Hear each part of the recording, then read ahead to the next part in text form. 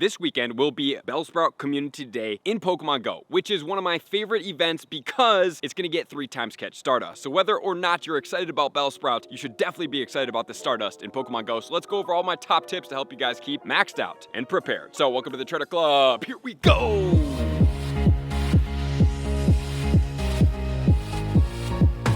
Bellsprout Comm Day is going down on Saturday the 20th. Yes, for everybody out there, it is 4:20. Let's get that out of the way. It's going down from 2 until 5 p.m. and that's going to be local standard time. All right, so that's going to be exciting. Not only that, guys, I just want to let you guys know I will be in Orlando, Florida at Crane's Roost Park playing this Comm Day. So if you are in the Orlando area, I will see you guys out there. I'm going to put more information on my socials coming out very soon. Hope to see you guys out there. So this event also is going to have obviously Bellsprout spawns everywhere. Other bonuses are going to include 3 times catch Stardust.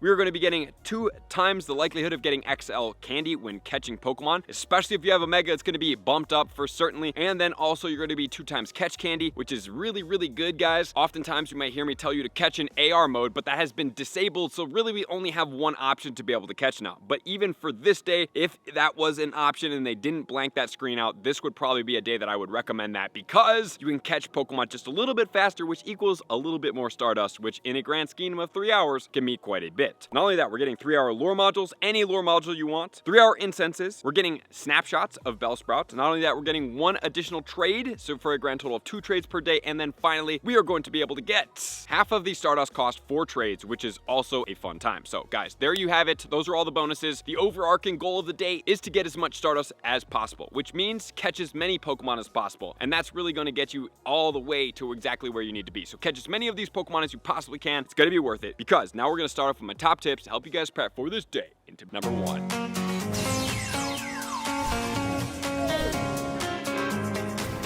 Tip 1 is going to be all about clearing out your bag, getting your bag prepared, everything you need to go. So guys, Ultra and Great Balls, the highest priority that you have in the game, Ultra and Great Balls. Even if you have to throw away some red balls for the time being to be able to go into this day with that many, because it's going to help you catch Pokemon fastest. And that is my goal in this day because Bellsprout, while it is cool, it is not, I'm going to give you guys a hint, a meta attacker. So it's not going to be anything that you're going to be using to power up, to max out, to throw into raids, to make sure that you're going to be doing the best because we already have Kartana out there. And why it might be a budget counter, which we will find out how Shadow Victory Bell does perform against some of these other Pokemon. It is not one of the top Pokemon in the game. So I would prefer that you guys catch as many of these Pokemon as possible, and that is the overarching goal. And you need to have your Great and Ultra Balls up as high as possible because it more than likely could be sunny weather or cloudy weather in where you're at, which will give it a weather boost, which you can catch over level 30, which means they're a little bit more challenging to catch as they go up into those higher levels. Not only that, guys, what do I do about pineapple berries? Well, for me personally, like I said, you don't need a ton of regular candy for this Pokemon. So what I suggest doing is skipping out on berries. But if you guys do want to use this, maybe you're not playing too much and you want to have a little bit extra candy, you guys can go ahead and do that. But for me personally, I skip berries. I want to catch these Pokemon fast and efficient, and the best way for me to do that is without berries, with Great and Ultra Balls. And then also if I encounter a shiny, I'm using a Golden Raspberry to make sure I catch it with an Ultra Ball. I get that in the bag and I can keep moving with my skip animation trick. So if you guys don't know about that, this is where you see the skip animation trick in Pokemon Go. It helps out a tremendous amount. You catch Pokemon faster and you're ready to go. And then finally, guys, we need to clear out our bag, make some bag space. How do we do so? Go through your bag, ask the tough questions. Do I want these Pokemon anymore? Are they needed? Will they be trade leveraged? Are they rare? Will I ever power this Pokemon up? Or am I simply just holding on to this for some FOMO and I don't really have a reason for FOMO? Guys, I want you guys to go into this day with at least 1,000 spaces in your bag. There's no reason you don't need to have 1,000 spaces, but if you do have a ton of space, at some point we might get 2 times or 4 times the likelihood of XL transfer candy, which would help with the legendary. So if there are some legendaries that maybe you want to hold on to transfer at a later time, you can do so, but only do that without expense to your game, meaning that you are not compromising your gameplay to be able to do it. If you only have 100 spaces because you have 300 legendaries, I would say probably just transfer those now. Get on with yourself, walk those Pokemon, or maybe wait until they come back into raids because eventually they will at some point and you guys can get more XL candy there. With all that said, now let's get into tip number 2.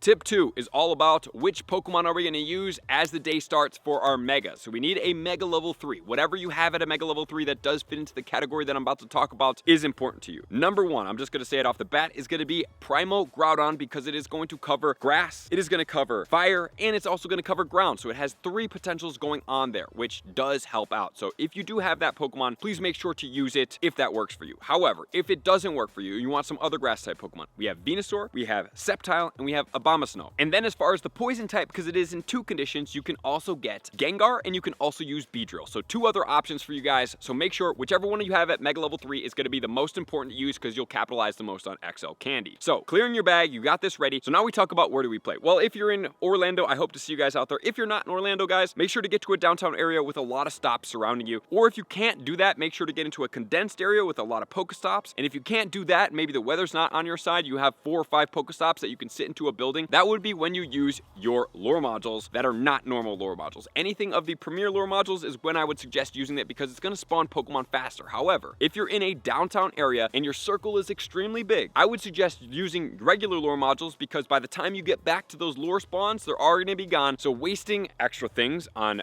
premium lure modules does not make sense to me in this situation, which then is going to change into what are going to be the IVs that we look out for. Well, if it is going to be non-weather boosted, 886 will be the 100% IV. So if it's not cloudy and it's not sunny weather, this is going to be the highest Pokemon that you can catch in the wild. So if you do see this CP and it's not weather boosted, this is going to be 100% guaranteed 100%. However, if it is sunny weather or cloudy weather and then you see the 886, that is going to maybe depend if it's 100 or not. If it has the exact same level 30, then it will be. But if it is above a level 30, let's say if it's a level 32 at that CP, it will not be. A level 35 hundo will then be 959. So those are the 2 CPs that you have to look out for. And once again, if it is weather boosted, the other one cannot be guaranteed. It still can be, but is not guaranteed as it would be if it was a level 30 non-weather boost. So there you have it, tip number 2. Now let's get into tip number 3.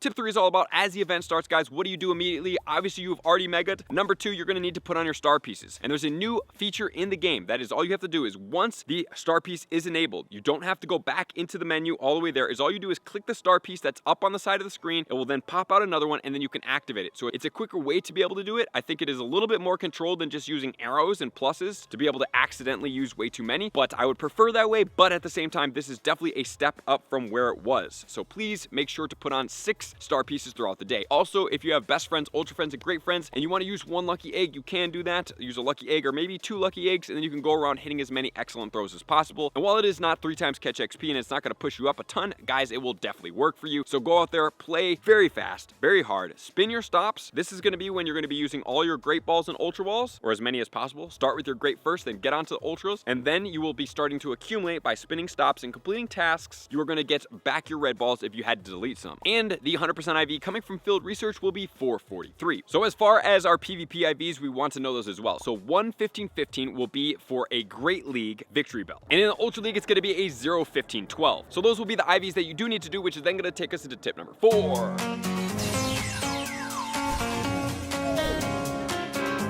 Tip 4, the event is closing up, guys. What are we going to do here? Well, if you want to try to get a 100% IV lucky Bellsprout to go into Victory Bell, you can trade here. Make sure to complete your 2 trades, and then from 5 until 10, guys, we have 4-star raids, which is going to feature Weeping Bell. So if you guys do want to go after Weeping Bell, this will be the time to do so. Will it increase spawns all around the area to basically community day spawns for 30 minutes? Yes. It will have the same exact shiny odds, so you can get even more shinies. The one thing it's not going to have is going to be the bonuses. The bonuses will not be there, but you can still clean up on some spawns. Weeping Bell will be weak to fire, flying, ice, and psychic. And the 100% IVs will be 921 or 1151 in weather boost, which is going to be the same conditions, which is going to be cloudy or sunny. So that is going to be it, guys. Make sure to do your 2 special trades. If you have been waiting to trade a specific shiny, you wanted it for a while, you've been waiting for it, you don't have it registered, and it's going to cost you 40,000 Stardust because hopefully you're not trading beyond a best friend, this will be the way to do so. Okay, guys? So make sure to capitalize, do all your trades, get your 2 special trades out of the way, and make sure you don't forget any of those snapshots. So that's Bellsprout Comm Day. Biggest takeaway is 3 times catch Stardust. So good luck out there. Hope to see you guys in Orlando. Thank you guys as always to all my likers, commenters, subscribers, Patreon members. Everybody takes your support, subscription, participation to next level. I'm gonna see you guys out on the next video. Peace.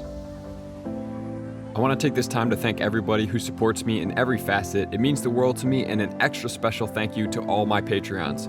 I greatly appreciate the extra support to continue to allow me to pursue Pokemon Go full time, allowing me to create my daily video uploads in the most timely fashion for everyone's benefit. Plus, I get the amazing experience of sharing my creative processes behind the scenes and raiding all around the globe with select upper tiers. Thank you everybody for being a part of the Trainer Club. You all mean the absolute world to me, and I will see you guys out on the next video.